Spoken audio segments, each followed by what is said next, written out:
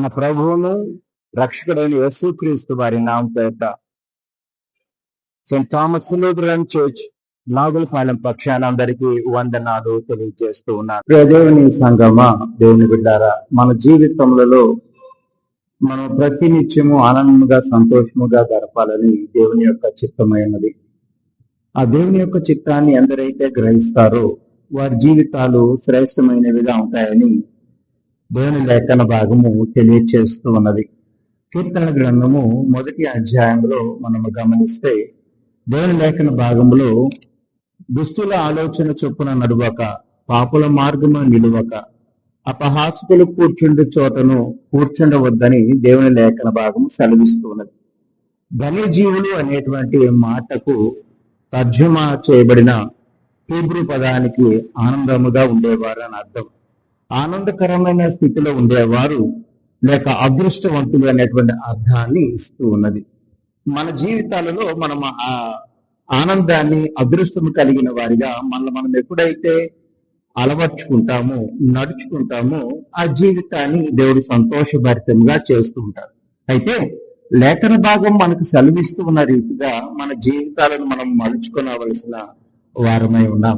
దేవుని లేఖన భాగం స్పష్టంగా తెలియచేస్తున్న మాట ఏంటంటే అంటే దుష్టుల ఆలోచన చొప్పున నడవద్దు అంటున్నారు, వారి మార్గంలో నడవవద్దు అంటున్నారు. ఎప్పుడైతే మన జీవితాలలో మనము దుర్మార్గులకి, దుష్టులకి, లోకానుసారమైన జీవితంలో ఉండే వారికి మనము దూరముగా ఉంటామో వారి జీవితాలు ధన్యకరముగా ఉంటాయని అనేటువంటి మాటను తెలియజేస్తున్నారు. ఈ మాటను ఎవరైతే గమనిస్తారో వారి జీవితాలలో అనేకమైనటువంటి అద్భుతాలు దేవుడు చేస్తూ ఉన్నారు. కనుక ప్రియమైన దేవుని బిడ్డలారా, మన జీవితంలో మనము ఎప్పుడైతే దుర్మార్గులకు, దుష్టులకు దూరంగా ఉంటామో మన జీవితాలు కూడా దేవుడు సంతోషభరితముగా చేస్తూ ఉన్నాడని మనం గమనించాలి. అదే రీతిగా ఈ లోకంలో అపహాసకులు అనేక మంది ఉంటూ ఉన్నారు. మన జీవితాలను, మన కుటుంబాలను పాడు చేయడానికి లేదా మన చిన్నాభిన్నం చేయడానికి అనేకమైనటువంటి వారు ఎదురు చూస్తూ ఉంటారు. వారి ఉద్దేశం ఏంటంటే మన కుటుంబం దీవించబడుతూ ఉండగా, మన కుటుంబాలు ఆశీర్వదించబడుతూ ఉండగా వాళ్ళ యొక్క ఆలోచన ఏంటంటే మనలను అపహాసము చేయాలని, మనలను నిందల పాలు చేయాలని, మనము దేవునికి దూరంగా ఉంచాలని వారి యొక్క ఆలోచన అయి ఉంటూ ఉన్నది.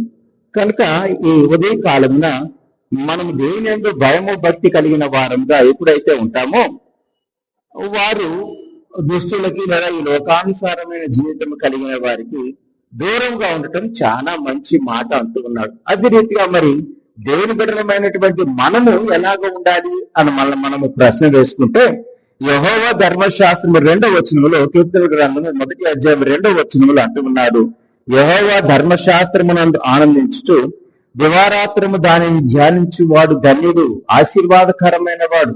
ఎలాంటి ఆశీర్వాదాలు మనకు వస్తాయి, ఎలాంటి జీవితాలు మనకు వస్తాయి అని మనము గమనిస్తే దేవుని యొక్క వాక్యానుసారంగా లేదా పరిశుద్ధ గ్రంథాన్ని మనం చదువుతూ ఉన్నప్పుడు దానిలో ఉన్నటువంటి అర్థాన్ని మనము తెలుసుకొని మనము నడుస్తూ ఉన్నప్పుడు దేవునిలో మనం ఎప్పుడైతే నడుస్తూ ఉంటామో అది ధన్యకరమైన జీవితాలు, ఆశీర్వదించబడినటువంటి జీవితాలు అనేటువంటి మాటను దావీదు భక్తుడు మనకి తెలియచేస్తున్నాడు. ఈ మర్మాలను ఎవరైతే గమనిస్తూ ఉంటారో, ఎవరైతే దేవుని యందు భయము భక్తి కలిగి నడుస్తూ ఉంటారో వారి జీవితాలు శ్రేష్టముగా ఆశీర్వాదాలతో నింపబడతాయి అనేటువంటి మాటను తెలియచేస్తున్నాడు.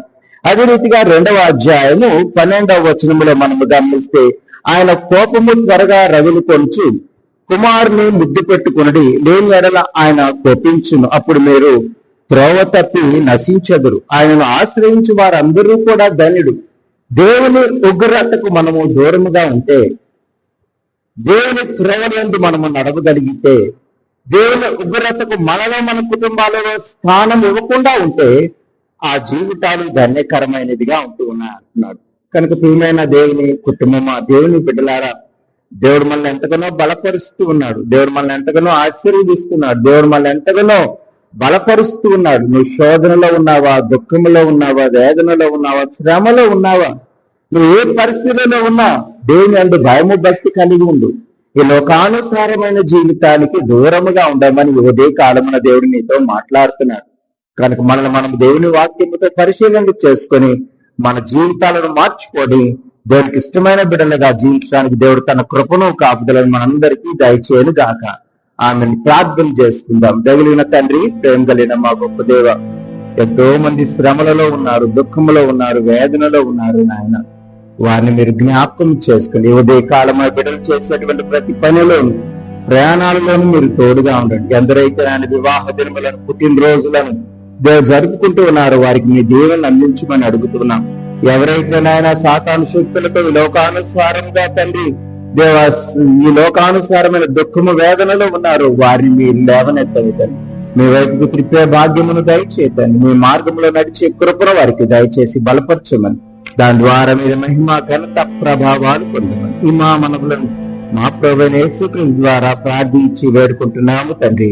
ఆమె తండ్రి, కుమార పరిశుద్ధాత్మక త్రియేకదేవుని ఇప్పుడు సదాకాలం. ఈ వాక్యం ఎంతమంది అయితే వింటున్నారు వారందరి జీవితాలు మార్చబడటకును, దేవునికి ఇష్టమైన బిడ్డలుగా వర్ధిల్లటానికి దేవుని కృప సదాకాలం తోడ ఉండి వారిని ఆశీర్వదించి బలపరచును గాక. ఆమె